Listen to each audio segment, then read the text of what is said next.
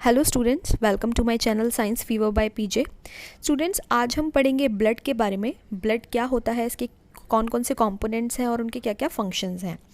तो ये टॉपिक उन सभी स्टूडेंट्स के लिए बहुत ज़्यादा इंपॉर्टेंट है जो कि किसी भी कंपटीशन की तैयारी कर रहे हैं, for example NEET, CSIR, NET या किसी भी गवर्नमेंट जॉब की तैयारी कर रहे हैं।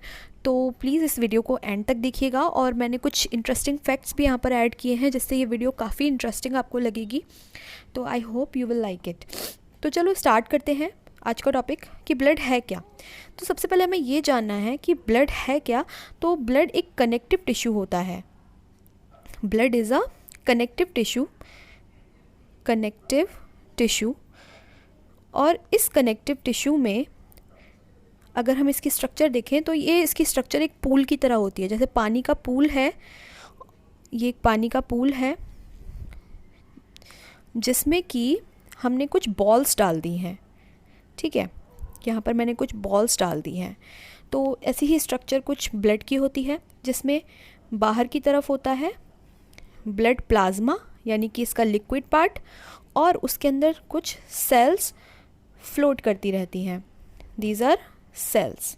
ठीक है, तो ये एक बेसिक स्ट्रक्चर इसकी समझ में आ गई। लेकिन अभी हमें और भी इसके बारे में बहुत कुछ स्टडी करना है। तो देखते हैं कि आज के टॉपिक में हम क्या क्या पढ़ने वाले हैं।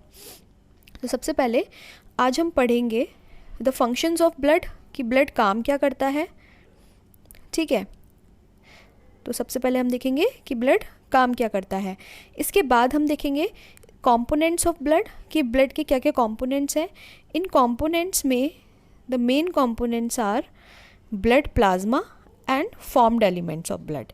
ठीक है, फॉर्म्ड एलिमेंट्स ऑफ ब्लड जो मैंने आपको सेल्स बताई उन्हीं को कहते हैं। इसके बाद ब्लड बनता कैसे है, यानी हेमाटोपोइसिस, यानी ब्लड की जो सेल्स हैं वो कैसे बनती हैं, तो उसकी स्टडी करेंगे पूरा। इसके बाद सेल्स के बारे में जानेंगे, इसकी कौन कौन सी सेल्स होती हैं। तो इरिथ्रोसाइट्स यानी RBCs, ल्यूकोसाइट्स यानी WBCs और प्लेटलेट्स, इन तीनों के बारे में हम डीप स्टडी करेंगे। ठीक है, फिर हम देखेंगे ब्लड टाइपिंग, यानी कि हमारी बॉडी में कौन कौन से ब्लड ग्रुप्स हो सकते हैं और ब्लड ग्रुप की टेस्टिंग कैसे की जाती है, तो वो देखेंगे। इसके बाद लास्ट और इंटरेस्टिंग टॉपिक है RH फैक्टर का, कि RH फैक्टर क्या होता है और इसका प्रेगनेंसी पर कैसे कैसे इफ़ेक्ट होता है। ठीक है, तो let us start with its functions. तो ब्लड आखिर करता क्या है। तो ब्लड का काम होता है ऑक्सीजन को डिलीवर करना, यानी कि हम जो भी एटमॉस्फेयर से सांसें लेते हैं, ठीक है, इनहेल करते हैं एयर को, उस एयर में से जो ऑक्सीजन होती है उस ऑक्सीजन को पहले हम जानते हैं कि हमारी नोज़ और हमारा रेस्पिरेटरी सिस्टम पूरा उसे लंग्स तक पहुंचाता है। लेकिन लंग्स से उसे पूरी बॉडी में कैसे पहुंचाया जाता है, बॉडी के हर एक पार्ट में उस ऑक्सीजन को कैसे पहुंचाया जाता है, तो वो काम करता है ब्लड। क्योंकि ये पूरी बॉडी में ट्रैवल करता है, इसलिए ऑक्सीजन को ईजीली हमारी बॉडी के हर एक पार्ट में पहुंचा सकता है। नेक्स्ट है कि ये मेटाबॉलिक वेस्ट का रिमूव करता है। हमारी जो सेल्स हैं वो कंटिन्यूसली कुछ ना कुछ प्रोड्यूस करती रहती हैं। It's just like a factory. तो फैक्ट्री में अगर कुछ प्रोड्यूस हो रहा है तो कुछ वेस्ट मटेरियल भी बनेगा। तो उस वेस्ट मटेरियल को हमारी बॉडी के डिफरेंट एक्सक्रीटरी पार्ट्स तक पहुंचाने का काम भी ब्लड करता है। ठीक है, इसके बाद इसका काम है हमारी बॉडी का टेम्परेचर मेंटेन करना। हम जानते हैं कि ब्लड जो है वो ब्लड वेसल्स के अंदर ट्रैवल करता है। ये जो ब्लड वेसल्स हैं वो अगर इंटीरियर होती हैं, यानी हमारी बॉडी का जो टेम्परेचर है वो 37 डिग्री सेल्सियस होता है अगर अंदर की तरफ की ब्लड वेसल्स हैं तो। ठीक है, तो ब्लड क्या करता है, इन ब्लड वेसल्स में बहता है और ये ब्लड वेसल्स हमारी स्किन पे आ जाती हैं। ठीक है, और स्किन पर आकर ईज़िली उस टेम्परेचर को रिलीज़ कर देती हैं। मतलब अंदर से हाई टेम्परेचर या हीट को लिया और बाहर की जो स्किन की तरफ की ब्लड वेसल्स होती हैं उसमें ये ब्लड आता है और वहाँ पर आकर सारे के सारी हीट को बॉडी से बाहर निकाल देता है। तो इस तरीके से हमारा टेम्परेचर मेंटेन रहता है।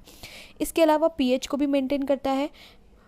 हमारे ब्लड की जो pH है वो लगभग 7.3 से 7.5 के बीच होती है। तो ये एक पॉइंट है, इसे ज़रूर नोट कर लीजिएगा आप लोग, ये एग्ज़ाम्स में आता है।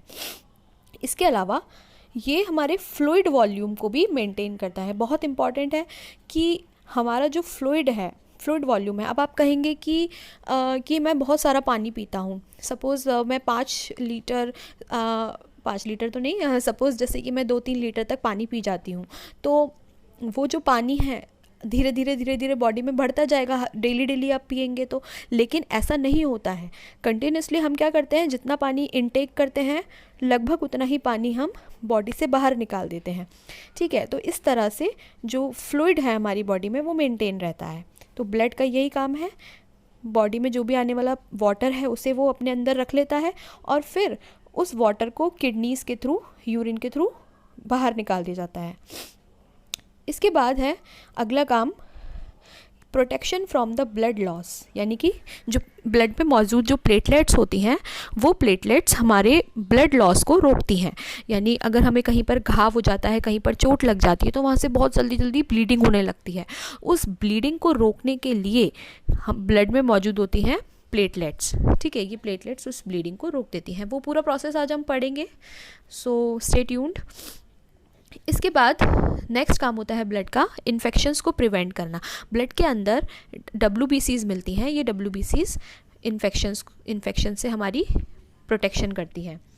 इसके बाद हम देखेंगे ट्रांसपोर्ट ऑफ हार्मोन्स भी बहुत इम्पॉर्टेंट काम है ब्लड का। हार्मोन्स जो हैं उनका नाम ही हार्मोन इसलिए है क्योंकि वो एंडोक्राइन सेल से रिलीज़ होते हैं, और ये जो एंडोक्राइन सेल से रिलीज होने वाले हार्मोन्स हैं इनका सीधे सिक्रीशन होता है ब्लड के अंदर। तो इनका केवल ब्लड ही डिफरेंट पार्ट्स तक ट्रैवल कर सकता है, ठीक है। मतलब अगर हमें हार्मोन्स को किसी एक पार्ट से दूसरे पार्ट में पहुंचाना है तो उसका केवल और केवल एक रास्ता है ब्लड, ठीक है। तो ये काम भी ब्लड का होता है। इसके बाद नेक्स्ट अप हम देखेंगे कि ब्लड में आखिर क्या क्या होता है। तो हमारी ये आपको जानकर बहुत ही ज़्यादा सरप्राइजिंग या इंटरेस्टिंग भी लग सकता है कि जो हमारी बॉडी है उसका 8% पार्ट ब्लड बनाता है। ये नोट कर लीजिएगा कि बॉडी का 8% पार्ट ब्लड बनाता है, बाकी 92% पार्ट जो है वो टिश्यूज़ या दूसरे फ्लूइड्स बनाते हैं। तो ये जो ब्लड है, अगर हम इसको देखें, अगर हम इसको सेंट्रीफ्यूज करें कि पूरा, अगर हम बॉडी के पूरे ब्लड को निकाल कर उसे सेंट्रीफ्यूज करते हैं, उसे गोल गोल घुमाते हैं रोटेटर मशीन में, तो हम देखेंगे कि उसमें जो इसका रेड वाला पार्ट है वो नीचे बैठ जाता है पूरा, यानी सॉलिड पार्ट पूरा नीचे बैठ जाता है और ऊपर कुछ लिक्विड जैसा हमें दिखाई देता है, ठीक है। और इनके बीच में एक बहुत इंटरेस्टिंग चीज़, एक वाइट सा बफी कोट हमें दिखाई देता है, ठीक है। तो अब देखते हैं कि इनमें क्या क्या चीज़ें होती हैं। तो सबसे पहले ये जो ऊपर आपको ये दिखाई दे रहा है वाइट वाला पार्ट, इसे कहते हैं प्लाज्मा। ये ब्लड का लगभग 55% पार्ट बना लेता है। इस प्लाज्मा को अगर हम देखें तो प्लाज्मा के अंदर 91% वाटर होता है, कुछ 7% प्रोटीन्स होती हैं और दूसरे सॉल्यूट्स जो हैं वो लगभग 2% तक होते हैं। और इसका जो ये फॉर्म्ड एलिमेंट्स वाला पार्ट है, यानी कि जो रेड आपको पार्ट दिखाई दे रहा है, ये लगभग इसका 45% पार्ट बनाता है, ठीक है। तो ये जो 45% पार्ट है, इसमें हम देखते हैं होता क्या है। तो इसमें ऑलमोस्ट सारी की सारी RBCs प्रेजेंट होती हैं। तो ऊपर वाले पार्ट में प्लाज्मा, नीचे वाले पार्ट में RBCs। अब ये बीच वाले पार्ट में क्या होता है भाई, ये जो आपको वाइट वाला पार्ट दिखाई दे रहा है जिसे हम बफी कोट बोल रहे हैं, मैं लिख देती हूँ यहाँ पे, इसे हम बोलते हैं बफी कोट, ठीक है। तो ये जो बफी कोट वाला पार्ट है, इसमें क्या होता है, इसमें होता है हमारी प्लेटलेट्स और WBCs, ठीक है। तो ये लगभग 1% से भी कम पार्ट होता है जिसमें कि प्लेटलेट्स और WBCs प्रेजेंट होती हैं। इसके बाद नेक्स्ट हम देखेंगे कि हमारा जो फॉर्म्ड एलिमेंट्स है ब्लड का, यानी 45% जो पार्ट था इसका, उस 45% पार्ट में क्या क्या चीज़ें होती हैं। देखिए, मैंने आपको बताया कि बफी कोट के अंदर प्लेटलेट्स और WBCs होती हैं, लेकिन जो फॉर्म्ड एलिमेंट्स वाला पार्ट है, यानी जो 40, उसे हम 45% फॉर्म्ड एलिमेंट्स वाले पार्ट में ही इन्वॉल्व करते हैं बफी कोट को, ठीक है। तो उसमें सारी चीज़ें आ जाएंगी, यानी कि मैं आपको पिछली स्लाइड वापस से दिखाती हूँ। तो यहाँ पर हम इस स्लाइड में हम देखते हैं कि जो बफी कोट था 1% पार्ट और ये फॉर्म्ड एलिमेंट वाला पार्ट, इस सब को मिलाकर लगभग 45% बताया जाता है, ठीक है।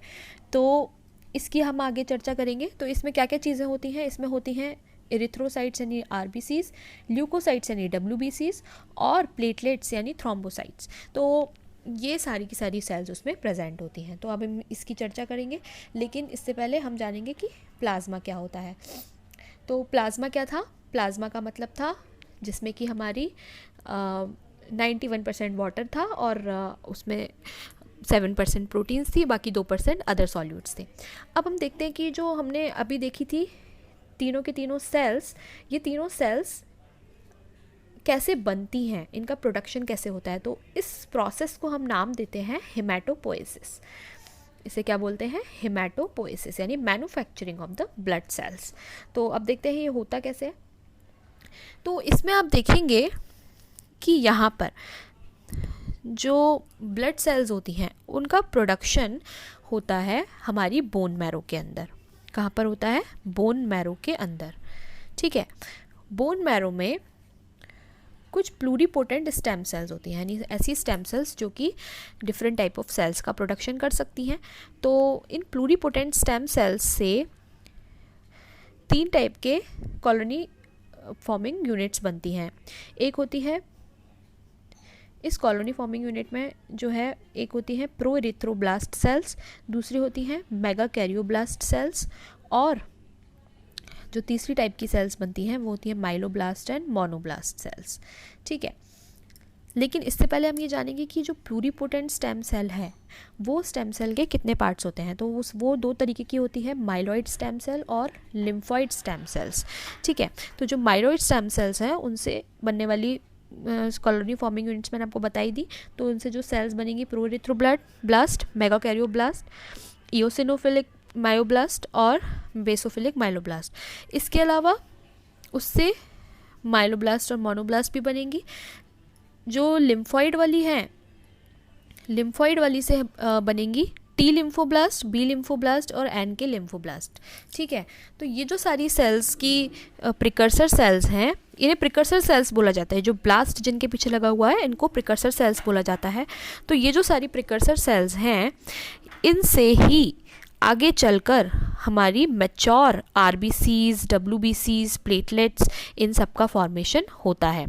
तो आरबीसीज बनाने के लिए प्रो एरिथ्रोब्लास्ट जो है वो रेटिकुलोसाइट्स में कन्वर्ट होती हैं और फिर आरबीसी बनाती हैं। ये पूरा प्रोसेस हम डिटेल में पढ़ेंगे अभी। इसके अलावा मेगा कैरियोब्लास्ट सेल्स जो हैं वो मेगा कैरियोसाइट में कन्वर्ट होती हैं और जिनसे कि प्लेटलेट्स का फॉर्मेशन होता है। ये भी हम अभी पढ़ेंगे नेक्स्ट। और इसके अलावा WBCs बनाने वाली डिफरेंट सेल्स हैं यहाँ पर, माइलोब्लास्ट सेल्स और लिम्फोब्लास्ट सेल्स, जिनसे कि अलग अलग टाइप की WBCs का प्रोडक्शन होता है। ठीक है, तो ये सारा कुछ हम अभी डिटेल में पढ़ने वाले हैं। नेक्स्ट अप हम देखते हैं सबसे पहले इरिथ्रोसाइट्स के बारे में, यानी कि जिन्हें हम बोलते हैं RBCs, जिन्हें हम बोलते हैं RBCs यानी red blood cells. Red blood cells के बारे में सबसे पहले हम देखेंगे कि इनकी कुछ important facts. Red blood cells जो हैं ये कुछ नोट करने वाले फैक्ट्स हैं, आप नोट जरूर कर लीजिएगा। सबसे पहले कि ये ए न्यूक्लिएट होती हैं, यानी कि इनके अंदर न्यूक्लियस नहीं होता। No nucleus is present, no nucleus is present. ठीक है, इसके अलावा नेक्स्ट है कि इनके जो प्रोडक्शन है उसको हम हेमाटोपोएसिस भी बोल सकते हैं या फिर हम इरिथ्रोपोएसिस भी बोलते हैं। ठीक है, हेमाटोपोएसिस में सारी सेल्स आ जाती हैं, इरिथ्रोपोएसिस में specifically we talk about RBC production. फिर हम देखेंगे कि इनके क्या क्या फंक्शंस होते हैं, क्या क्या काम करेंगी। तो ये मेनली काम करती हैं रेस्पिरेटरी गैसेस के ट्रांसपोर्ट में। रेस्पिरेटरी गैसेस यानी कि ऑक्सीजन और CO2 के ट्रांसपोर्ट में इनका मेन काम होता है।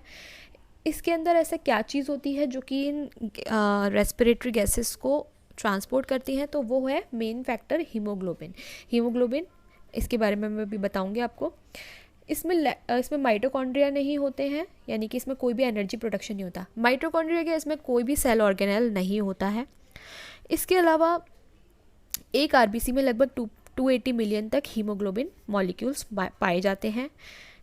मेन में 5 मिलियन सेल्स पर mm क्यूब में मिलती हैं। इसके अलावा विमेन में 4.5 मिलियन सेल्स मिलती हैं।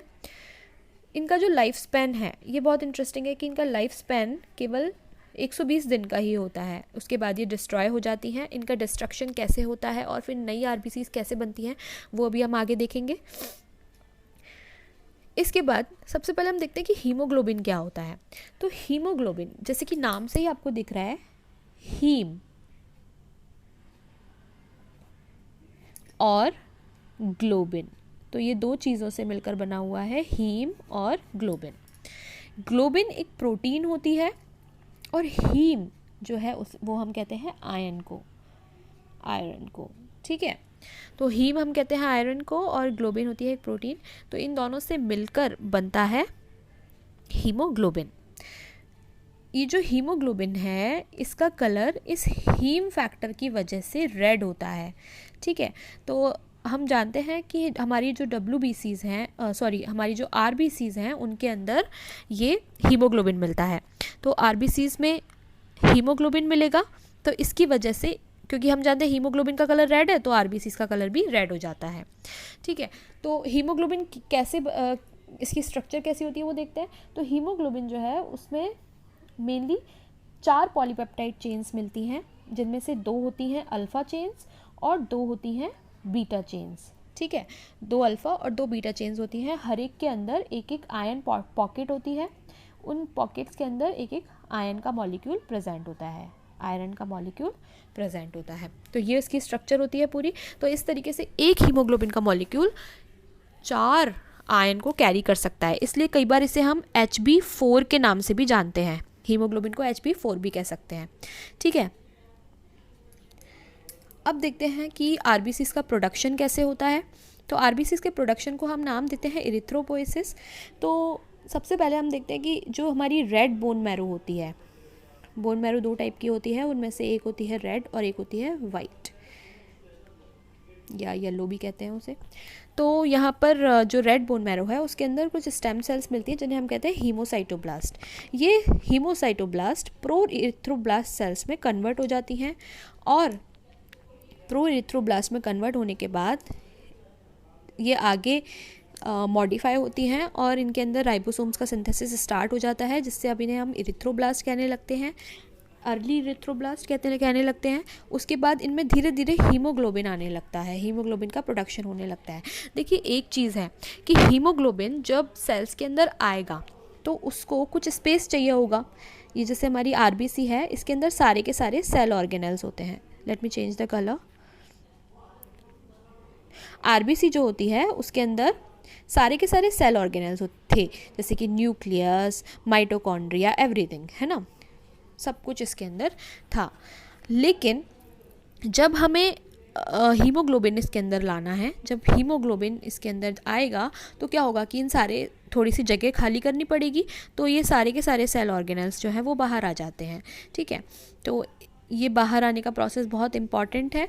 जब ये बाहर आएगा तभी हीमोग्लोबिन अंदर जाएगा, है ना। तो जब हीमोग्लोबिन अंदर आ जाता है तो सेल के अंदर ना न्यूक्लियस बचता, ना कोई भी सेल ऑर्गेनेल बचता। तो इसीलिए हम कहते हैं कि इसके अंदर कोई भी सेल ऑर्गेनेल नहीं होता है। इसके बाद हम देखेंगे कि जो ये लेट इरिथ्रोब्लास्ट थी आगे नॉर्मोब्लास्ट में कन्वर्ट हो जाती हैं। नॉर्मोब्लास्ट के बाद एक स्टेज आती है जिसमें कि इसके सारे के सारे सेल ऑर्गेनल्स निकल जाते हैं बाहर, मेनली न्यूक्लियस बाहर निकल जाता है। अब इन सेल्स को हम नाम देते हैं रेटिकुलोसाइट्स। रेटिकुलोसाइट्स धीरे धीरे इरिथ्रोसाइट्स में कन्वर्ट हो जाती हैं। तो ये इसका पूरा प्रोसेस था। ये बहुत इंपॉर्टेंट है, ये CSIR नेट में कई बार पूछा गया है, तो आई थिंक आप सभी को इसे अच्छे से स्टडी करना चाहिए। नेक्स्ट अब देखेंगे कि इरिथ्रोपोइसिस होता क्यों है, यानी कि इसके हार्मोनल कंट्रोल कैसे होता है, आरबीसीज कब प्रोड्यूस होंगी कब नहीं होंगी, हु विल डिसाइड, ठीक है। तो होता क्या है कि जो हमारे ब्लड है, आरबीसीज का काम मेनली होता है, आरबीसीज का काम क्या होता है, आरबीसीज का के अंदर होते हैं हीमोग्लोबिन मॉलिक्यूल्स, हीमोग्लोबिन के अंदर होते हैं आयन मॉलिक्यूल, जैसे मैंने आपको बताया था, और एक हीमोग्लोबिन में 4 आयन के मॉलिक्यूल्स होते हैं। ये आयन्स जो रहते हैं ये ऑक्सीजन से बाइंड कर सकते हैं, ठीक है। तो अल्टीमेटली जो ये हीमोग्लोबिन है ये क्या कर रही है, हमारे ब्लड में ऑक्सीजन के ट्रैवल करने का काम कर रही है, ऑक्सीजन का ट्रांसपोर्ट करवा रही है, एक प्लेस से दूसरे प्लेस तक लेके जा रही है। इसके अलावा CO2 को भी बाहर लेके जा रही है। अब किसी कारण से अगर हमारी बॉडी में ऑक्सीजन की कमी हो जाती है, यानी ब्लड में ऑक्सीजन की कमी हो जाती है, तो तुरंत से क्या होता है कि हमारी जो किडनी है ना उस तक सिग्नल पहुंच जाता है कि भाई हमारे ब्लड में ऑक्सीजन कम हो गया है, we have to do something. तो हम आर किडनी स्टार्ट्स फंक्शनिंग। तो किडनी के अंदर एक हार्मोन रहता है दैट इज़ एरिथ्रोपोइटिन। इस एरिथ्रोपोइटिन हार्मोन का प्रोडक्शन काफ़ी ज़्यादा बढ़ जाता है। जैसे ही ब्लड में ऑक्सीजन कम हुआ तो किडनीज़ ने उसे डिटेक्ट किया। किडनीज़ के अंदर कुछ ये रहते हैं, कुछ डिटेक्टर्स रहते हैं जिनके थ्रू ये डिटेक्ट करती है और एरिथ्रोपोइटिन का सिंथेसिस बढ़ा देती है। एरिथ्रोपोइटिन एक हार्मोन है जो कि आरबीसीज के प्रोडक्शन को बढ़ा सकता है, ठीक है। तो एरिथ्रोपोइटिन जैसे ही बढ़ता है तो ये एरिथ्रोपोइटिन रेड बोन मैरो में पहुंचता है। रेड बोन मैरो को सिग्नल देता है कि भाई अब तुझे रेड ब्लड सेल्स का प्रोडक्शन स्टार्ट करना होगा, क्योंकि बॉडी में बहुत ज़्यादा कमी हो गई है ऑक्सीजन की। तो ये रेड ब्लड सेल्स का प्रोडक्शन स्टार्ट करता है। अब हम जानते हैं कि जब रेड ब्लड सेल्स ज़्यादा हो जाएंगी बॉडी में, जितनी रेड ब्लड सेल्स उतना ही हीमोग्लोबिन, उतना ही आयरन, उतना ही ऑक्सीजन कैरिंग कैपेसिटी। तो इस तरह से ब्लड में ऑक्सीजन बढ़ जाती है, ठीक है। तो ये इसका मेन फंक्शन है। इसके बाद एक और चीज़ हमें ध्यान रखनी है कि ये जो हाइपॉक्सिया है यानी कि ऑक्सीजन की कमी हमारी बॉडी में है वो होती क्यों है। तो उसके कई रीजंस हो सकते हैं, जैसे कि हैमरेज यानी कि आपकी बॉडी में से काफ़ी ज़्यादा ब्लीडिंग हो गई हो, आपका काफ़ी ज़्यादा खून बह गया हो जिसकी वजह से आरबीसीज की कमी आ गई हो, और आरबीसीज की कमी आ जाएगी तो ब्लड में ऑक्सीजन की भी कमी आ जाएगी। तो एक रीज़न ये हो सकता है। इसके अलावा दूसरा रीज़न क्या हो सकता है कि हमारी बॉडी में इनसफिशिएंट हीमोग्लोबिन हो, यानी कि आप आयरन वाला फूड कम खा रहे हो, आयरन कम हो बॉडी में, तो उसकी वजह से भी हीमोग्लोबिन की कमी आ जाती है, जिससे उसकी कैरिंग कैपेसिटी भी कम हो जाती है। इसके बाद तीसरा रीज़न हो सकता है रिड्यूस्ड अवेलेबिलिटी ऑफ ऑक्सीजन, यानी आप ऐसी जगह पर पहुंच गए हैं, ऐसे हाई एल्टीट्यूड पर पहुंच गए हैं, पहाड़ों में या फिर कहीं ऐसा जहां पर ऑक्सीजन की काफ़ी ज़्यादा कमी हो, जिसकी वजह से आपको प्रॉपर अमाउंट में ऑक्सीजन अवेलेबल नहीं हो पा रही है। तो उससे इस हाइपॉक्सिया के लिए ईपीओ का क्या रिस्पॉन्स होता है। EPO means erythropoietin. इसका क्या रिस्पॉन्स होता है, तो ये क्या करता है, आपके बोन मैरो सेल्स का मैच्योरेशन जल्दी जल्दी कर देता है, क्योंकि रेड बोन मैरो जितनी जल्दी मैच्योर होगी उतनी ज़्यादा आरबीसीज का प्रोडक्शन करेगी। इसके अलावा क्या कर सकता है कि रेटिकुलोसाइट्स का नंबर बढ़ा देता है। रेटिकुलोसाइट्स वी हैव स्टडीड कि रेटिकुलोसाइट्स आरबीसीज की ही प्रिकर्सर सेल्स होती हैं, तो उनका नंबर काफ़ी ज़्यादा बढ़ा देता है। इसके अलावा अब हमने एक चीज़ देखी थी कि जो मेल्स होते हैं ना, मेल्स में हीमोग्लोबिन का अमाउंट काफ़ी ज़्यादा होता है इन कंपेयर टू फीमेल्स, है ना। हीमोग्लोबिन ज़्यादा होता है, साथ में आरबीसीज भी ज़्यादा होती हैं। तो उसका क्या कारण है, तो इसका एक कारण है कि जो मैन होते हैं उनमें टेस्टोस्टेरोन हार्मोन रिलीज़ होता है, वी ऑल नो, और एक अच्छे अमाउंट में रिलीज़ होता है। ये टेस्टोस्टेरोन ईपीओ यानी कि इस एरिथ्रोपोइटिन को बढ़ाने का काम करता है, इसको एनहांस करता है। तो जब ईपीओ बढ़ेगा बॉडी में तो आरबीसीज का प्रोडक्शन भी बढ़ जाएगा, तो इसलिए मेल्स के अंदर आरबीसी ज़्यादा होती है इन कंपेयर टू फीमेल्स। इसके बाद अब हम देखेंगे कि जो आरबीसीज बनी हैं हमारी बॉडी में, ये आरबीसीज का मैंने आपको बताया था कि इनकी जो लाइफ होती है वो होती है 120 डेज़ की, 100 to 120 डेज़ की। तो उसके बाद आप कहेंगे कि भाई 120 दिन के बाद ये जाएंगी कहाँ, इनका क्या होगा, इनको कैसे डिस्ट्रॉय किया जाएगा। तो उस सब का एक प्रोसेस होता है जिसे हम कहते हैं रीसाइक्लिंग ऑफ आरबीसीज। इसे हीमोलिसिस के नाम से भी जानते हैं। तो हीमोलिसिस में अगर हम देखें तो सबसे पहले हमें ये देखना है कि जो हमारी आरबीसीज हैं वो ब्लड में सर्कुलेट कर रही हैं। अब भाई उनके 120 दिन कंप्लीट हो गए, उनकी लाइफ का जो पीरियड है कि भाई तुम्हें इतना जीना है वो पीरियड ख़त्म हो चुका है, अब उन्हें मरना पड़ेगा। तो वो मरेंगी कैसे, आरबीसीज को लाया जाएगा मैक्रोफेजेस के पास। मैक्रोफेजेस बॉडी की वो सेल्स होती हैं जो कि किसी भी चीज़ को डिस्ट्रॉय कर सकती है ईजीली। तो ये मैक्रोफेजेस क्या करती हैं, ये आरबीसीज आ गई यहाँ पर, भैया बैठी हुई हैं कि मुझे मार दो। आरबीसीज में से उसके जो दो पार्ट्स मैंने आपको बताए थे ना कि आरबीसीज में हीमोग्लोबिन होता है, हीमोग्लोबिन के दो पार्ट्स होते हैं, हीम और ग्लोबिन। तो इन दोनों को सबसे पहले तोड़ा जाता है, हीमोग्लोबिन को तोड़ दिया जाता है हीम और ग्लोबिन में। ग्लोबिन चूँकि मैंने आपको बताया कि ये एक प्रोटीन होती है, तो इस प्रोटीन में से अमाइनो एसिड्स को सेपरेट कर लिया जाता है, ठीक है। अमाइनो एसिड्स जब सेपरेट हो जाते हैं तो इन्हें ओके अमाइनो एसिड्स को सेपरेट कर लिया, will talk that about later. Amino acid separate हो गए, उसके बाद हीम जो थी यानी आयन जिसमें था उसमें से हमने आयन को सेपरेट कर लिया और बचा कुचा जो हीम था, हीम का पार्ट था, उसे बिलीवर्डिन बोल दिया। ठीक है, हीम में जो आयन था उसे हटा दिया और बाकी का बचा हुआ बिलीवर्डिन। बिलीवर्डिन जो है वो एक ग्रीन कलर का पिगमेंट होता है। इस पिगमेंट को फिर धीरे धीरे येलो ऑरेंज कलर के पिगमेंट बिलीरुबिन में चेंज कर दिया जाता है। ठीक है, ये सब काम कहाँ पर हुआ? मैक्रोफेज के अंदर। अब ये जो आयन आया था, ओके सबसे पहले हम बात करें कि जो अमाइनो एसिड्स थे, उन अमाइनो एसिड्स का क्या होगा? उन अमाइनो एसिड्स को वापस से प्रोटीन सिंथेसिस में यूज़ में ले लिया जाएगा। चाहे आप ग्लोबिन बनाओ या कोई दूसरी प्रोटीन्स बनाओ, उसमें यूज़ में ले लिया जाएगा। इसके बाद जो हीम थी, हीम में बिलीवर्डिन का मैंने आपको बताया कि बिलीवर्डिन बिलीरुबिन में चेंज हो जाता है, जबकि जो आयन था उस आयन को, ये आयन फेरिक फॉर्म में होता है, इस आयन को ट्रांसफेरिन प्रोटीन अपने से बाइंड कर लेती है और उसे कहाँ तक ले जाती है? लिवर तक। ठीक है, तो लिवर तक उसे ले जाया जाता है, ट्रांसपोर्ट किया जाता है। एक चीज़ याद रखिएगा यहाँ पर कि जो ट्रांसफेरिन प्रोटीन है ये क्या होती है? Ion transport protein. Transferrin is ion transport protein, यानी इस आयन को ट्रांसपोर्ट करेगी, इसे ले जाती है ये फेरेटिन तक, लिवर तक। लिवर के अंदर एक प्रोटीन मिलती है, फेरेटिन प्रोटीन। ये फेरेटिन जो रहता है, ये प्रोटीन होती है आयन स्टोरेज प्रोटीन, यानी कि आयन को स्टोर करती है। तो लिवर के अंदर आयन स्टोर हो जाता है। अब इस आयन को वापस से जब बाहर निकालना होता है, यानी वापस से ट्रैवल करना होता है या कहीं पर ले जाना होता है, तो ये वापस से ट्रांसफेरिन प्रोटीन से जुड़ जाता है। अब इसे समझने के लिए हम समझ सकते हैं कि जैसे ये आयन है ना, ये बाहर घूम रहा था, तो इसको एक कैरिंग एजेंट यानी कोई भी टैक्सी या किसी की ज़रूरत थी, तो यहाँ पर transferrin is working as a taxi. तो ये टैक्सी में बैठा हुआ था और इस टैक्सी ने इसे कहाँ तक पहुँचा दिया? इसके घर तक पहुँचा दिया। लिवर इज़ इट्स होम, जहाँ पर इसका स्टोरेज प्रोटीन है फेरेटिन, है ना, वहाँ पर वो कुछ टाइम तक रहा। अब वहाँ से उसे वापस से उसका जाने का टाइम आ गया, तो जब जाएगा घर से बाहर तो कहाँ से जाएगा? ऑब्वियसली टैक्सी से ही जाएगा। तो T4 टैक्सी से आप समझ सकते हैं। ठीक है, T4 टैक्सी, तो T4 ट्रांसफेरिन जो है उसे ब्लड के थ्रू कहाँ पर ले जाता है? बोन मैरो के अंदर ले जाता है, रेड बोन मैरो के अंदर ले जाता है।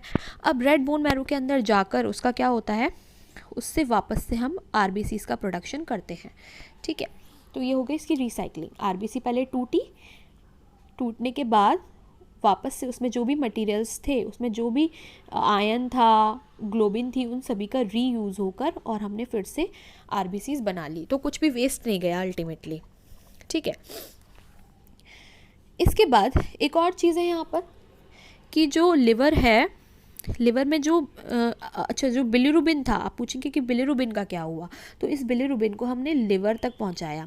ठीक है, लिवर में जाने के बाद इस बिलीरुबिन को स्मॉल इंटेस्टाइन और फिर लार्ज इंटेस्टाइन तक पहुंचाया गया, है ना। हम जानते हैं कि जो लिवर है वो इंटेस्टाइन से ही कनेक्टेड रहता है, तो उस बिलीरुबिन को वो कहाँ तक पहुंचा देगा? स्मॉल इंटेस्टाइन तक, स्मॉल इंटेस्टाइन से लार्ज इंटेस्टाइन में।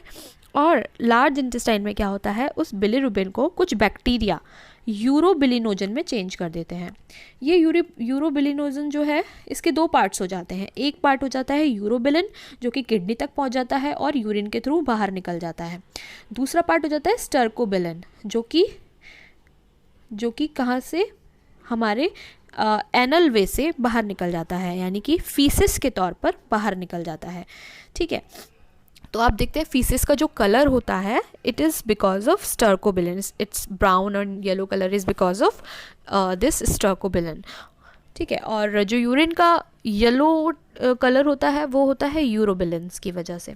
तो हियर इज़ द थिंग। अब हम देखते हैं आगे ल्यूकोसाइट्स के बारे में। ठीक है, कि जो हमारी WBCs होती हैं वो क्या होती हैं। तो WBCs के टाइप्स की हम यहाँ पे बात करते हैं तो WBCs जो हैं वो मेनली दो टाइप की होती हैं, ग्रेनुलोसाइट्स और ए ग्रेनुलोसाइट्स।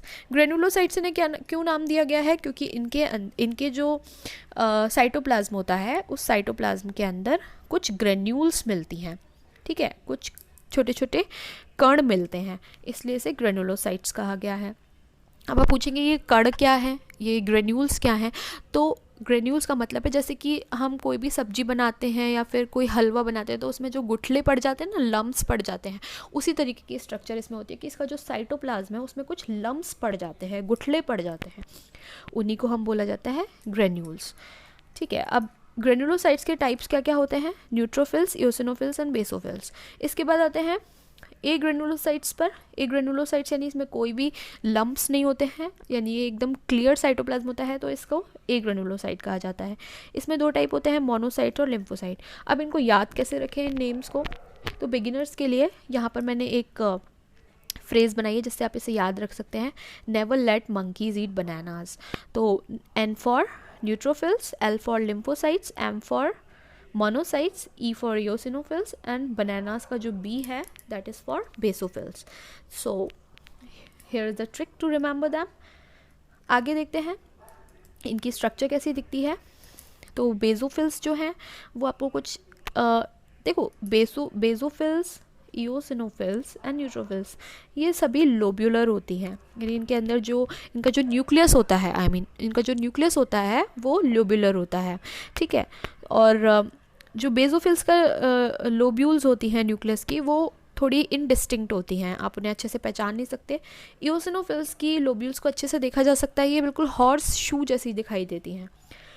न्यूट्रोफिल्स में कुछ लोब्यूल्स मिलती हैं, मतलब मोर देन वन लोब्यूल होती है, तो इसे मल्टी लोब्ड कहा जाता है।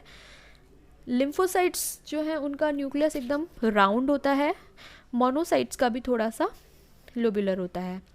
इसके बाद प्लेटलेट्स की हम बात करें तो प्लेटलेट्स जो रहती हैं वो मेगाकैरियोसाइट्स की छोटे छोटे फ्रेगमेंट्स होते हैं। तो ये कंप्लीट सेल्स नहीं होकर क्या होती हैं, छोटे छोटे फ्रेगमेंट्स होती हैं, इन्हें हम आगे देखेंगे।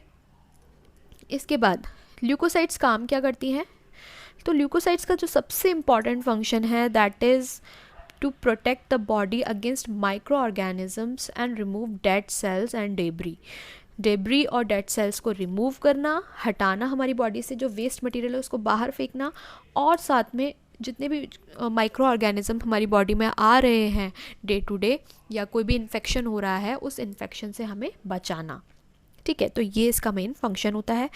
अब इनमें हम अलग अलग की बात कर लेते हैं। तो जो ग्रेनुलोसाइट्स हैं, ग्रेनुलोसाइट्स में 3 टाइप बताए थे मैंने, नेब, NEB, नेब, यानी कि न्यूट्रोफिल्स का क्या फंक्शन होता है, न्यूट्रोफिल्स का फंक्शन होता है साइटोसिस करना, यानी कि खा जाना, कोई भी माइक्रो ऑर्गेनिजम्स आ रहा है उसको खा जाते हैं। इसके बाद इओसिनोफिल्स का क्या काम है, इओसिनोफिल्स का काम होता है अगर हमारी बॉडी में कोई भी इन्फ्लेमेशन हो जाता है, यानी कि अगर कोई भी वर्म्स, पैरासाइट्स एंटर कर जाते हैं तो उनसे हमें ये बचाने के लिए तुरंत से एक्टिव हो जाती हैं। तीसरा होता है बेसोफिल्स जो रहती हैं ये इन्फ्लेमेशन को प्रमोट करती हैं। देखिए यहाँ पर ध्यान देने वाली बात है कि जो इओसिनोफिल्स हैं वो इन्फ्लेमेशन को कम कर रही हैं, लेकिन बेसोफिल्स इन्फ्लेमेशन को बढ़ाती हैं। बेसोफिल्स में कुछ केमिकल्स बनते हैं जैसे कि histamine, let me right it, histamine और हिपेरिन। तो ये दोनों ही क्या करते हैं, इनमें से जो हिस्टामीन है ये तो इन्फ्लेमेशन को बढ़ा देता है, और हिपेरिन जो है वो ब्लड क्लॉटिंग को रोक देता है, तो एंटी क्लॉटिंग एजेंट है। तो ये दोनों ही इन्फ्लेमेशन के टाइम पे एक्टिवेट हो जाते हैं। इसके बाद ए ग्रेनुलोसाइट्स की बात करें तो ए ग्रेनुलोसाइट्स क्या रहती हैं, इनके अंदर 2 टाइप्स हैं, मोनोसाइट्स और लिम्फोसाइट्स। इनमें जो लिम्फोसाइट्स हैं वो एंटीबॉडी का प्रोडक्शन करती हैं और इम्यून रिस्पॉन्स करती हैं, जबकि जो मोनोसाइट्स हैं वो ब्लड में से सीधे कहाँ पहुँच जाती हैं, जैसे जहाँ पर भी इन्फेक्शन हुआ वहाँ से ब्लड में से उस जगह पर पहुँच जाती हैं जहाँ पर भी इन्फेक्शन हो रहा है, और वहाँ पर जाकर मैक्रोफेजेस में कन्वर्ट हो जाती हैं, जैसे कि एक बड़ा रूप धारण कर लेती हैं उन्हें मारने के लिए, उन सारे माइक्रो ऑर्गेनिजम्स को और उस इन्फेक्शन को ख़त्म करने के लिए, ठीक है। इसके बाद हम देखते हैं डायापिडेसिस। डायापिडेसिस एक बहुत ही इंपॉर्टेंट फिनोमिनन है, सीधे टर्म से ही पूछा जाता है व्हाट इज़ डायापिडेसिस, और इससे रिलेटेड काफ़ी क्वेश्चंस भी आते हैं। तो इसका मेन जो नाम है वो इसलिए आया है क्योंकि ये ब्लड सेल्स का माइग्रेशन करता है, यानी diapedesis means migration of blood cells. उसमें मेनली हम WBCs की बात करते हैं, RBCs का भी ये ट्रांसपोर्ट करता माइग्रेशन करता है। तो इस प्रोसेस में हम देखेंगे कि ये कैसे करता है। तो सबसे पहले जो भी सेल्स होती हैं, सपोज़ हम न्यूट्रोफिल्स की बात कर रहे हैं यहाँ पर, तो जो भी न्यूट्रोफिल्स हैं, ये न्यूट्रोफिल्स क्या होंगी, धीरे धीरे रोल होने लगेंगी। जब ब्लड वेसल के अंदर ब्लड होता है तो ब्लड में न्यूट्रोफिल्स होंगी और न्यूट्रोफिल्स धीरे धीरे रोल करने लगेंगी। रोल करते करते ये कहाँ तक पहुँच जाएंगी, ब्लड वेसल की वॉल तक पहुँच जाएंगी। वॉल में कुछ एडहेशन मॉलिक्यूल्स होते हैं जिन्हें हम कहते हैं सिलेक्टेंस, ठीक है। इन सिलेक्टेंस से ये जुड़ जाती हैं। सिलेक्टेंस से जुड़ने के बाद वहाँ ये जो ब्लड वेसल है उसकी वॉल पर चिपक जाती हैं अच्छे से। अब क्या करेंगी, ये धीरे धीरे चिपकने के बाद ही क्या करेंगी, छोटे छोटे से प्रोसेसेस निकालेंगी। जैसे कि ये है WBC, ये यहाँ से एक साइटोप्लाज्मिक प्रोसेस निकालेगी। ये साइटोप्लाज्मिक प्रोसेस जो है उसके अंदर इसका सारा साइटोप्लाज्म चला जाएगा, और साइटोप्लाज्म जाने के बाद ये फिर यहाँ से बाहर आ जाएगी। अब आप सोच रहे हैं कि ये बाहर जाती क्यों है, इन्हें क्या ज़रूरत पड़ गई ब्लड वेसल से बाहर जाने की। तो उसका एक बहुत बड़ा रीज़न है। रीज़न क्या है कि सपोज़ हमारी बॉडी में ये एक टिश्यू है, इस टिश्यू के अंदर इंजरी हो गई है, ठीक है। टिश्यू की जो ब्लड वेसल है वो है यहाँ पर, ये ब्लड वेसल यहाँ पर है और टिश्यू में यहाँ पर इंजरी हुई है। अब ब्लड के थ्रू तो वो इधर जा नहीं सकती, ठीक है, तो वो कैसे जाएगी टिश्यू तक। तो उसका जो जाने का प्रोसेस है वो होगा डायापिडेसिस, यानी यहाँ से, let me make it a clear diagram. तो यहाँ से कैसे जाएगी, ये है WBC। तो WBC को कहाँ तक पहुँचना है, इस टिश्यू तक पहुँचना है। तो टिश्यू तक जाने के लिए उसे यहाँ से माइग्रेट होना पड़ेगा, यहाँ से माइग्रेट होना पड़ेगा, डायापिडेसिस करना होगा, तभी वो इन्फेक्शन साइट तक पहुँच जाएगी, ठीक है, और वहाँ पर मिलने वाले सभी माइक्रो ऑर्गेनिजम्स को मार पाएगी। नेक्स्ट हम देखते हैं कि WBC से क्या क्या, WBC से रिलेटेड कौन कौन सी डिजीज़ेज़ हमें हो सकती हैं। तो एक डिजीज़ है ल्यूकोपेनिया। ल्यूकोपेनिया का मतलब होता है WBCs के काउंट में कमी आ जाना, यानी कि WBCs का नंबर कम हो जाना। दूसरा होता है ल्यूकेमिया, यानी ऐसी कंडीशन जिसमें कि WBCs का नंबर काफ़ी ज़्यादा बढ़ जाता है। ये एक तरीके का कैंसर है, ठीक है। इसके बाद है मोनोन्यूक्लियोसिस। तो ये जो है डिज़ीज़, ये एक वायरल डिज़ीज़ है जो कि एक वायरस एप्स्टीन बार वायरस से होती है। कई बार पेपर में क्वेश्चन आता है कि मोनोन्यूक्लियोसिस इज़ कॉज्ड बाय, तो आप लिखेंगे एप्स्टीन बार वायरस, है ना। तो ये किसी भी तरीके से पूछा जा सकता है। एप्स्टीन बार वायरस जो है वो कैसे ये डिज़ीज़ कॉज करता है, तो आपके अंदर कुछ सिम्टम्स दिखाई देंगे, जैसे कि फटीग, मतलब बहुत ज़्यादा थकान होना, सोर थ्रोट, गला बैठ जाना। इसके अलावा और भी कुछ सर्दी खांसी जैसे आपको लक्षण दिखाई देंगे, तो वो मोनोन्यूक्लियोसिस के लक्षण हो सकते हैं। इसके बाद हम बात करते हैं प्लेटलेट्स की। प्लेटलेट्स क्या रहती हैं, प्लेटलेट्स जो हैं वो मेगा कैरियोसाइट्स जो सेल्स हैं उनके स्मॉल फ्रेगमेंट्स होते हैं। मतलब ये कंप्लीट सेल्स नहीं है, ध्यान दीजिएगा। ये जैसे सपोज़ एक मेगा कैरियोसाइट है, तो इस सेल के छोटे छोटे अगर मैं टुकड़े कर दूँ, ये टुकड़े बोले जाएंगे प्लेटलेट्स, ठीक है। अब प्लेटलेट्स बनती कैसे हैं, तो इनके बनने के लिए एक हार्मोन होता है थ्रोम्बोपोएटिन। ये हार्मोन लिवर में मिलता है, ठीक है, और ये इसके प्रोडक्शन को स्टिमुलेट करता है। इसके बाद इनकी जो स्ट्रक्चर है वो कैसी होती है, ये बाहर से ब्लू स्टेनिंग होते हैं, मतलब ब्लू कलर के स्टेन से आराम से स्टेन हो जाते हैं। इसके अलावा ये पर्पल कलर की ग्रेन्यूल्स इनके अंदर मिलती हैं, ठीक है। ग्रेन्यूल्स कंटेन, अब इनकी जो ग्रेन्यूल्स होते हैं, इनके अगर हम प्लेटलेट की एक स्ट्रक्चर देखते हैं यहाँ पर, तो प्लेटलेट की स्ट्रक्चर के अंदर हमें छोटी छोटी ग्रेन्यूल्स मिलेंगी, ठीक है। ये सपोज़ एक जो मैंने मोटे मोटे बनाए हैं, ये हैं ग्रेन्यूल्स। इन ग्रेन्यूल्स के अंदर इन ग्रेन्यूल्स के अंदर मिलते हैं कुछ केमिकल्स, बहुत इंपॉर्टेंट केमिकल्स हैं। इनके नेम्स और फंक्शंस आपको अच्छे से याद रखने हैं। इन केमिकल्स के नेम हैं जैसे कि serotonin, calcium and enzymes, ADP and platelet derived growth factors, PDGF। बहुत इंपॉर्टेंट हैं ये सारे के सारे। तो अब हम देखते हैं कि ये प्लेटलेट्स बनती कैसे हैं। प्लेटलेट्स जो हैं वो स्टेम सेल्स मिलेंगी रेड बोन मैरो के अंदर, जिन्हें हम बोलेंगे हीमोसाइटोब्लास्ट, जो कि जिनसे कि हमने RBCs बनाई थी वही सेम स्टेम सेल्स ये हैं। हीमोसाइटोब्लास्ट जो है वो मेगाकैरियोब्लास्ट में मॉडिफाई हो जाएंगी, कन्वर्ट हो जाएंगी, और मेगाकैरियोब्लास्ट सेल्स जो हैं वो आगे प्रो मेगाकैरियोसाइट्स बनाएंगी और फिर मेगाकैरियोसाइट्स बनाएंगी। मेगाकैरियोसाइट्स जो है वो छोटे छोटे फ्रेगमेंट्स में टूट जाएंगी, जिन्हें हम बोलेंगे प्लेटलेट। इसके बाद हम देखते हैं हीमोस्टेसिस। हीमोस्टेसिस का क्या मतलब है? हीमोस्टेसिस का मतलब होता है हमारे जो भी इंजरी हो जाती है उसके बाद जो भी ब्लड बहता है या ब्लीडिंग होती है उसको स्टॉप करना। हीमोस्टेसिस यानी कि ब्लीडिंग को स्टॉप करना, ठीक है, that is it's main function. अब दो टर्म्स हैं, हीमोस्टेसिस और होम्योस्टेसिस, तो दोनों को कंफ्यूज मत कीजिएगा। एक है होम्योस्टेसिस, दोनों में बहुत ज़्यादा डिफरेंस है, तो इन टर्म्स को कभी भी एक दूसरे से कंफ्यूज मत कीजिएगा। अभी हम बात कर रहे हैं हीमोस्टेसिस की। हीमोस्टेसिस में 4 स्टेप्स होते हैं मेन। पहला है वेसल इंजरी, यानी कि जो ब्लड वेसल है वो कहीं ना कहीं पर डैमेज हो जाती है, कहीं पर आपको चोट लग जाती है तो आपका ब्लड बहता है ना, तो वो ब्लड किसके अंदर है? ब्लड वेसल्स के अंदर है। दैट मीन्स आपकी ब्लड वेसल में भी कहीं पर इंजरी हुई है, इसी वजह से तो ब्लड बाहर निकल रहा है, तो उसे हम बोलेंगे वेसल इंजरी। उसके बाद है वेस्कुलर स्पैज्म। वेस्कुलर स्पैज्म जो है ये एक प्रोसेस होता है, ब्लड वेसल्स की स्मूथ मसल्स कॉन्ट्रैक्ट होने लग जाती हैं और कुछ हद तक हमारे जो भी ब्लड का वो है फ्लो है उसको रोक देती हैं, यानी कि एक तरीके से क्लॉटिंग में ये हमें हेल्प करती हैं। तीसरा स्टेप होता है प्लेटलेट प्लग फॉर्मेशन, यानी कि हम प्लेटलेट्स का एक प्लग जैसा बना देते हैं वहाँ पर।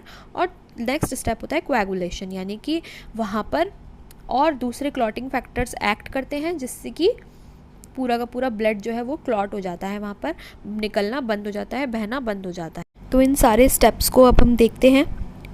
सबसे पहले अगर आपकी किसी वेसल में इंजरी हो गई है, यानी कि आपको किसी जगह पर इंजरी हो गई है और वहाँ से ब्लड बह रहा है, तो क्या होगा कि आपको वहाँ की जो कनेक्टिव टिश्यू है वो एक्सपोज हो जाएगा। यानी कि सपोज़ आपको कहीं पर इंजरी हुई है तो आपकी स्किन वहाँ पर फटी फटी सी हो जाती है ना, तो वही है कि कनेक्टिव टिश्यू आपका एक्सपोज हो रहा है।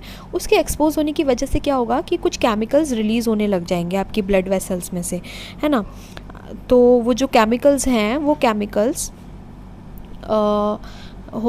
इनएक्टिव क्लॉटिंग फैक्टर्स को एक्टिव क्लॉटिंग फैक्टर्स में कन्वर्ट कर देंगे, ठीक है।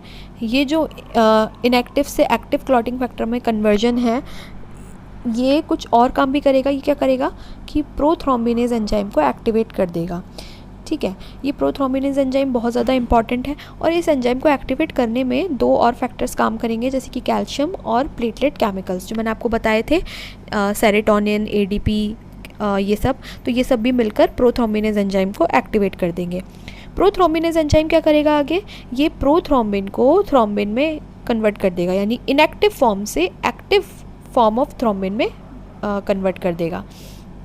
इसके अलावा और क्या करेगा ये फाइब्रिन ये जो थ्रोम्बिन बना था, ये थ्रोम्बिन क्या करेगा? फाइब्रिनोजन को फाइब्रिन में कन्वर्ट कर देगा। ये जो फाइब्रिन है ना, फाइब्रिन का मेन जो फंक्शन होता है, ये जो फाइब्रिन यहाँ पर आप देख रहे हैं, इसका मेन फंक्शन होता है क्लॉटिंग करना, ठीक है। तो जब फाइब्रिन प्रोटीन बन जाती है तब क्लॉटिंग हो जाती है। इसके बाद हम देखेंगे कि प्लेटलेट प्लग कैसे बनता है आखिर। तो प्लेटलेट प्लग के बनने के लिए सबसे पहले प्लेटलेट्स का अडहेशन होता है। ये मैं आपको थोड़ा जूम करके दिखा देती हूँ यहाँ पर। सबसे पहले प्लेटलेट्स का अडहेशन होता है, यानी कि जब ब्लड एक्सपोज होता है बाहर के एनवायरनमेंट से, तो वहाँ पर क्या होती है कि जो प्लेटलेट्स है ना वो हमारे कोलेजन फाइबर्स से जुड़ जाती हैं। कोलेजन फाइबर्स और डैमेज एंडोथेलियल सेल से जुड़ने लग जाती हैं, अडहेर होने लग जाती हैं, ठीक है। इसके बाद क्या होता है, नेक्स्ट स्टेप होता है प्लेटलेट रिलीज़ एक्शन, यानी कि प्लेटलेट के अंदर जो भी मटेरियल था वो सारा का सारा रिलीज़ होने लग जाता है। मैंने आपको मटेरियल क्या क्या बताया था इसके अंदर, एक तो बताया था एडीपीज़, एक बताई थी सेरोटोनिन, थ्रोम्बोक्सिन A2, ये सब के सब रिलीज़ होने लग जाते हैं और बाहर खूब सारी मात्रा में इकट्ठे हो जाते हैं। जब ये इकट्ठे हो जाएंगे तो ये क्या है, एक तरीके से सिग्नल दे रहे हैं अपनी साथी प्लेटलेट्स को आने का। जैसे कोई भी डिफ़िकल्ट कंडीशन होती है तो आप लोग क्या है अपने आसपास के फ्रेंड्स फैमिलीज़ को इकट्ठा कर लेते हो अपने पास। तो सिमिलरली ये प्लेटलेट्स भी जैसे इन्होंने डिटेक्ट किया कि यहाँ पर यहाँ पर इंजरी हुई है तो वो तुरंत क्या करेंगी, वहाँ पर अपने केमिकल्स को रिलीज़ करके सब जगह भेज देंगी ब्लड के थ्रू, जिससे कि बाकी की जो प्लेटलेट्स जो इधर उधर घूम रही थी वो सब इकट्ठे होके वहाँ पर आ जाएं। ठीक है, तो इस तरह से बहुत सारी प्लेटलेट्स जो हैं वो इकट्ठी हो जाती हैं। और नेक्स्ट स्टेप में प्लेटलेट्स का एग्रीगेशन होता है, यानी कि प्लेटलेट्स देखो यहाँ पर कितनी सारी इकट्ठी हो गई हैं, ये सारी प्लेटलेट्स मिलकर यहाँ पर एक प्लेटलेट प्लग का फॉर्मेशन कर लेती हैं, इकट्ठा होकर एक ग्रुप बना लेती हैं। इसी को हम प्लेटलेट प्लग बोलते हैं। Very simple. नेक्स्ट हम देखते हैं कुछ interesting facts about these blood cells. तो सबसे पहला फैक्ट है कि जो वाइट ब्लड सेल्स हैं वो प्रेगनेंसी के लिए बहुत ज़्यादा नेसेसरी हैं। ठीक है, ये क्या काम करती हैं, प्रेगनेंसी को सस्टेन करने के लिए भी ये बहुत ज़्यादा इम्पॉर्टेंट है। हम जानते हैं कि इन्फेक्शन से तो लड़ती हैं, तो इसके अलावा एक और काम क्या है इनका, प्रेगनेंसी को सस्टेन करना। कैसे, ये ओवरी में ब्लड वेसल्स के डेवलपमेंट को इंक्रीज़ करती हैं। ब्लड वेसल्स जो हैं उनके नंबर को बढ़ाने में हेल्प करती हैं। ब्लड वेसल्स जितनी ज़्यादा बढ़ेंगी उतने ही ज़्यादा प्रोजेस्टेरोन हार्मोन का यहाँ तक ट्रांसपोर्ट हो पाएगा ओवरी तक या यूट्रस तक। तो जब प्रोजेस्टेरोन हार्मोन ज़्यादा होगा, ये हार्मोन क्या करेगा, प्रेगनेंसी को सस्टेन करेगा। प्रोजेस्टेरोन हार्मोन का काम ही होता है प्रेगनेंसी को बनाए रखना, तो बहुत इंपॉर्टेंट है ये। इसके बाद एक और इंटरेस्टिंग फैक्ट है कि हमारा जो ब्लड है उसके अंदर गोल्ड भी मिलता है। हमने देखा कि ब्लड के अंदर chromium, iron, manganese, zinc, lead, copper सब कुछ मिलता है, लेकिन क्या आपको पता है कि हमारे ब्लड के अंदर लगभग 2.2 मिलीग्राम्स ऑफ गोल्ड भी प्रेजेंट होता है।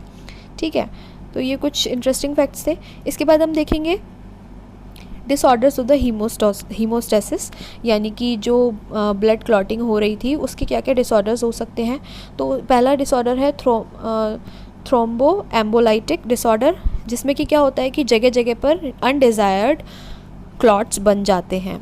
यानी हमें ब्लड वेसल्स के अंदर क्लॉटिंग नहीं चाहिए, हम चाहते हैं कि हमारा ब्लड कंटिन्यूसली फ़्लो करता रहे ब्लड वेसल के अंदर, लेकिन कई बार क्या होता है कि ब्लड वेसल के अंदर भी क्लॉटिंग हो जाती है किन्हीं कंडीशंस की वजह से, जैसे कि हम कहते हैं थ्रोम्बो एम्बोलाइटिक डिसऑर्डर। इसके बाद है कि ब्लीडिंग डिसऑर्डर, दूसरा है ब्लीडिंग डिसऑर्डर। इसका क्या मतलब है कि हम चाहते हैं कि ब्लड क्लॉट का फॉर्मेशन हो, कहाँ पर, जहाँ पर कि टिश्यू इंजरी हुई हो। सपोज़ यहाँ पर एक टिश्यू इंजरी हुई है और यहाँ से ब्लड कंटिन्यूसली बाहर ऊज आउट हो रहा है और हम चाहते हैं कि यहाँ पर जल्दी से क्लॉट बन जाए ताकि ब्लड का बहना बंद हो जाए। लेकिन अगर नॉर्मल क्लॉट का फॉर्मेशन नहीं हो रहा है तो इसे हम बोलेंगे ब्लीडिंग डिसऑर्डर। ये मेनली हेमरेजिक कंडीशन होती है जो कि हीमोफीलिया या कुछ हेमरेजेस में देखने को मिलती है, जहाँ पर ब्लड का क्लॉट फॉर्मेशन नहीं हो पाता है।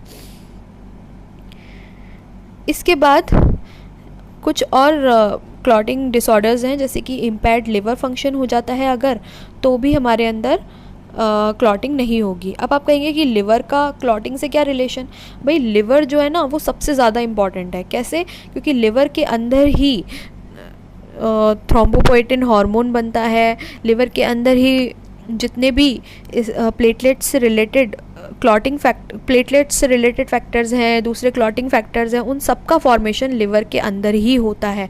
तो liver is a factory of clotting factors we can say. तो अगर ये लिवर इम्पेयर्ड हो जाता है, इसमें कोई भी डिसेबिलिटी आ जाती है तो क्लॉटिंग नहीं होगी। ठीक है, इसके अलावा नेक्स्ट हम देखते हैं थ्रोम्बोसाइटोसिस। थ्रोम्बोसाइटोसिस का क्या मतलब है, जब हमारे ब्लड में काफ़ी ज़्यादा प्लेटलेट्स आ जाती हैं, ये प्लेटलेट्स कैंसर या किसी दूसरे इन्फेक्शन की वजह से भी इकट्ठी हो सकती हैं। तो ये भी एक कंडीशन है जिसे हम बोलेंगे थ्रोम्बोसाइटोसिस। दूसरा है थ्रोम्बोसाइटोपेनिया। थ्रोम्बोसाइटोपेनिया का मतलब है प्लेटलेट्स का नंबर कम हो जाना, कमी आ जाना प्लेटलेट्स की, ठीक है।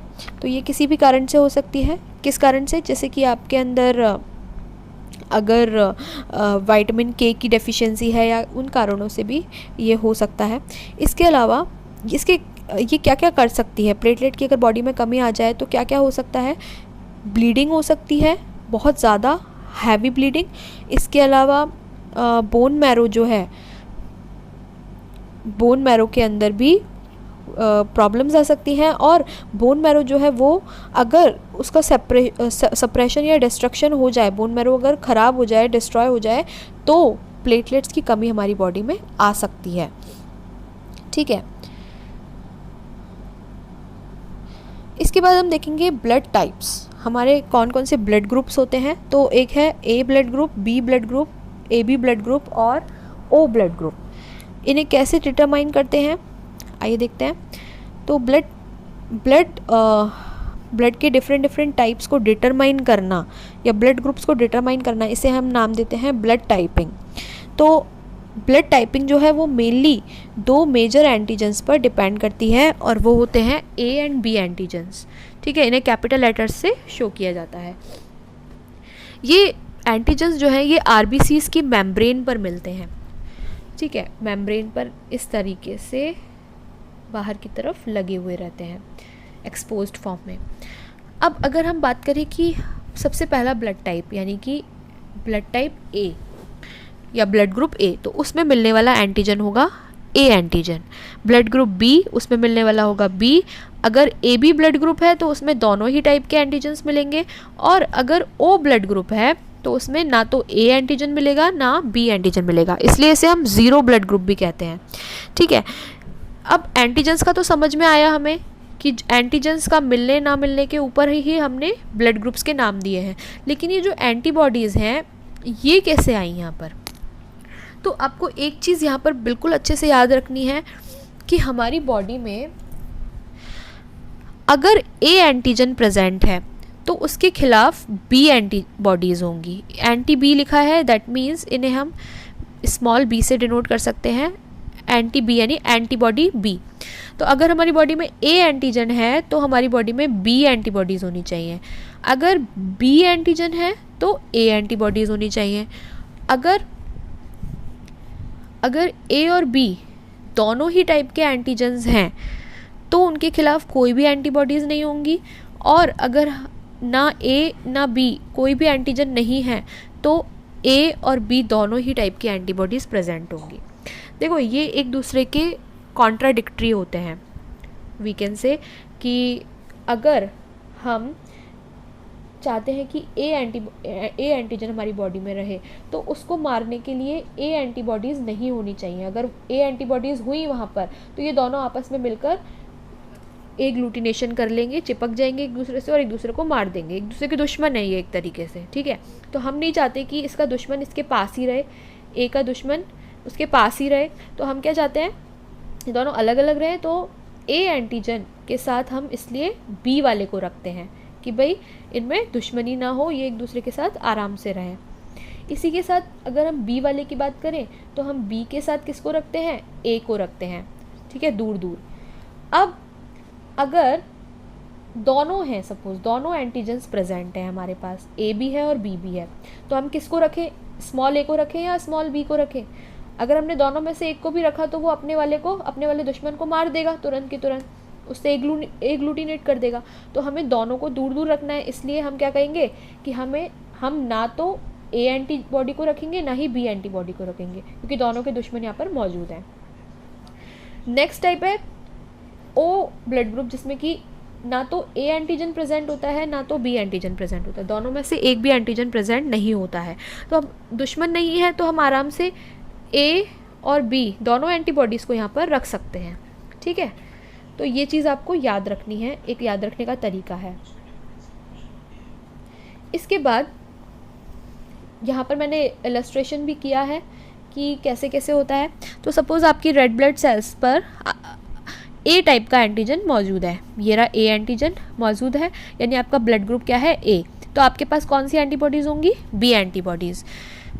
अगर आपकी ब्लड ग्रुप बी है तो आपके आरबीसीज पर बी एंटीजन प्रेजेंट होगा और आपके अंदर एंटीबॉडीज़ कौन सी होंगी, ए वाली, यानी उसके उससे दूसरी वाली, उसकी दुश्मन नहीं होंगी, ठीक है। अगर आपके पास आपका ब्लड ग्रुप ए बी है तो आपके अंदर एक भी एंटीबॉडीज़ नहीं होंगी। यहाँ पर मैंने इसीलिए कोई भी एंटीबॉडीज़ शो नहीं की हैं, क्योंकि उसके पास कोई भी एंटीबॉडीज़ नहीं होंगी, दोनों टाइप के एंटीजन्स हैं इसलिए। नेक्स्ट है टाइप 0 या टाइप ओ, उसके पास क्या क्या है, उसके पास ना तो ए एंटीजन है ना तो बी एंटीजन है, तो वो दोनों टाइप की एंटीबॉडीज़ को यहाँ पर रख सकता है, ए टाइप की भी और बी टाइप की भी। एक चीज़ याद रखें कि जो type A B blood group होता है ये यूनिवर्सल रेसिपिएंट होता है, यानी किसी से भी ब्लड ले सकता है, कोई से भी ब्लड ग्रुप वाले से, ए से, बी से या ओ से या ए बी से, किसी से भी ब्लड ले सकता है, तो इसलिए यूनिवर्सल रेसिपिएंट बोला। टाइप ओ जो है ये यूनिवर्सल डोनर होता है, यानी कि ये किसी को भी ब्लड दे सकता है, ए बी ओ किसी को भी ब्लड दे सकता है, लेकिन ले केवल किससे सकता है, ओ वाले से, ठीक है। तो ये चीज़ आपको याद रखनी है यहाँ पर। इसके बाद हम देखेंगे कि ब्लड ग्रुप का टेस्ट कैसे किया जाता है। तो ब्लड ग्रुप टेस्टिंग के लिए बहुत सिंपल सा कंसेप्ट है कि आपको क्या करना है, एक स्लाइड लेनी है, ठीक है। This is a slide I have taken, suppose इस स्लाइड पर हमें 2 ड्रॉप्स ऑफ ब्लड डालनी है, ठीक है, एक ड्रॉप इधर डालनी है, एक ड्रॉप इधर डालनी है। अब हमें क्या करना है कि हमें 2 टाइप के एंटीसीरा लेने हैं। एक लेना है एंटीसीरा ए, एंटीसीरा का मतलब क्या है, जिसके अंदर एंटीबॉडीज़ प्रेजेंट हो, ठीक है। तो एक तो लेना है हमें एंटीसीरा ए और दूसरा लेना है एंटीसीरा बी। तो एक ड्रॉप के अंदर तो एंटीसीरम ए डाल देंगे, दूसरी ड्रॉप के अंदर एंटीसीरम बी डाल देंगे, ठीक है। तो अब हमें ये देखना है कि किसके अंदर कोएगुलेशन होता है। तो आपको ये चीज़ याद रखनी है, सपोज़ अगर आपका ब्लड ग्रुप है ए, है ना, ए ब्लड ग्रुप है आपका, तो आपके अंदर कौन से एंटीजन्स होंगे, ए टाइप के। अगर ए टाइप के एंटीजन्स को ए टाइप की एंटीबॉडी ही मिल जाए, यानी आपने इस ड्रॉप में क्या करा, ए टाइप की एंटीबॉडी डाली है ना, तो अगर आपका ब्लड ग्रुप ए है तो ए टाइप के एंटीजन से ए टाइप की एंटीबॉडी एग्लूटिनेट हो जाएगी, दोनों एक दूसरे के दुश्मन है, मार देगी वो, और यहाँ पर एग्लूटिनेशन हो जाएगा, ये जो ब्लड है वो फटा सा हो जाएगा, ठीक है। और अगर इस वाली ड्रॉप में हमने बी डाली थी, बी टाइप की एंटीबॉडी, तो बी टाइप की एंटीबॉडी ए एंटीजन से किसी भी तरीके से रिएक्शन नहीं करती, उसकी दुश्मन नहीं है, तो वो उसे कुछ भी नहीं करेगी, तो यहाँ पर कुछ भी नहीं होगा, ये ब्लड एज इट इज़ रहेगा। लेकिन इस वाले ब्लड में थोड़ा सा कोएगुलेशन हो जाएगा, है ना, तो आपको पता चल जाएगा कि ये ए ब्लड ग्रुप है। दूसरा टाइप का है, जैसे कि आपने देखो यहाँ पर आप इस डायग्राम में देख सकते हैं, ए टाइप के ब्लड ग्रुप में अगर हमने एंटीसीरा ए डाला तो यहाँ पर कोएगुलेशन हुआ, यहाँ पर कुछ नहीं हुआ। बी टाइप के ब्लड ग्रुप में सेम है कि अगर एंटीसीरा ए से कुछ भी नहीं होगा, लेकिन एंटीसीरा बी जो है वो यहाँ पर कोएगुलेशन कर देगा, क्योंकि बी एंटीजन से बी एंटीबॉडीज़ रिएक्ट कर जाएंगी, ठीक है। यहाँ पर ए एंटीजन से ए एंटीबॉडी रिएक्ट करी थी।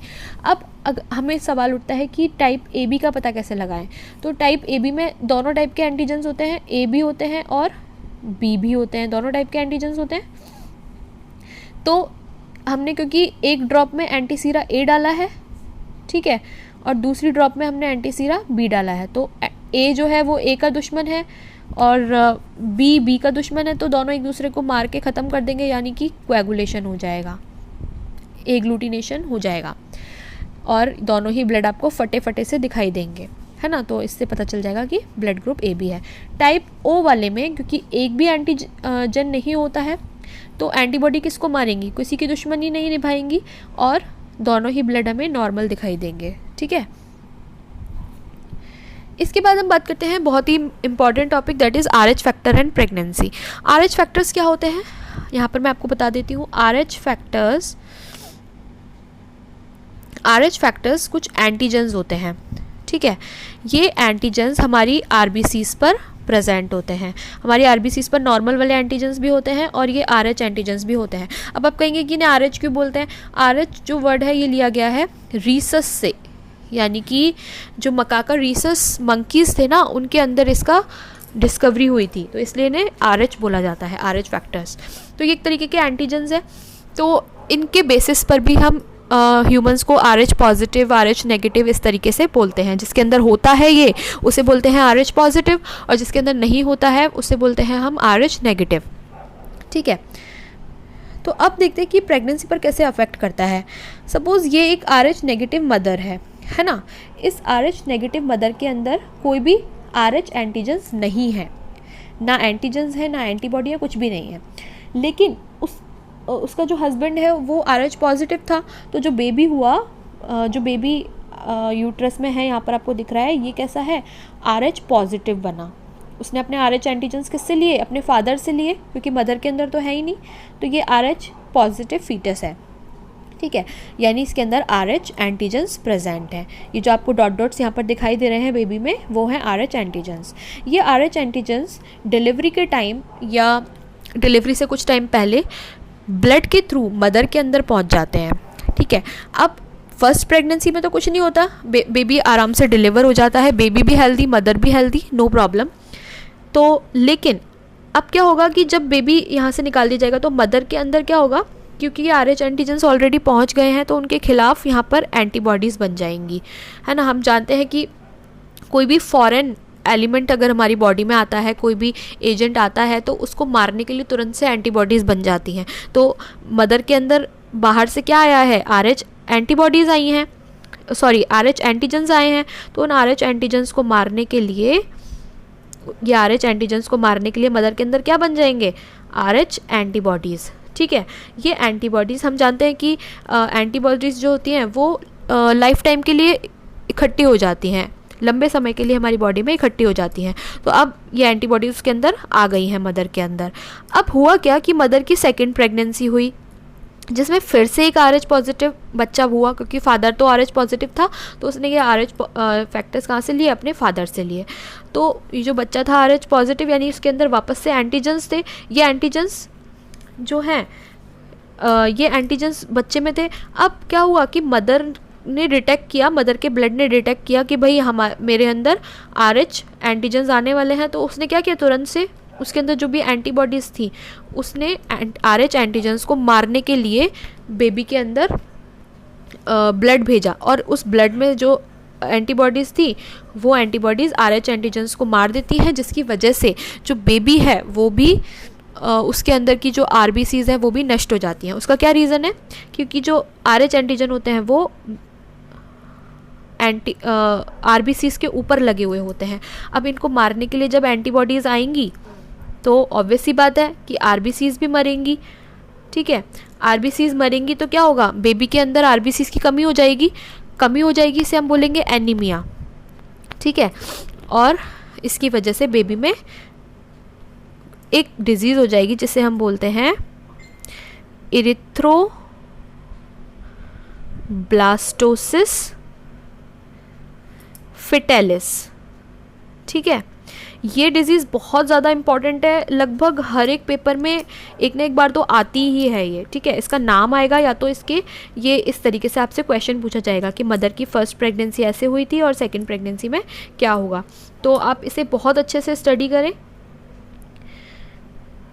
तो आई होप आपको ये लेक्चर काफ़ी अच्छे से समझ में आ गया होगा। अगर आपको कोई भी क्वेरीज़ हो इससे रिलेटेड तो आप मुझसे कमेंट बॉक्स में पूछिए, और इस वीडियो को ज़्यादा से ज़्यादा शेयर कीजिए, लाइक कीजिए और अपने रिव्यूज़ दीजिए मुझे। Thank you so much.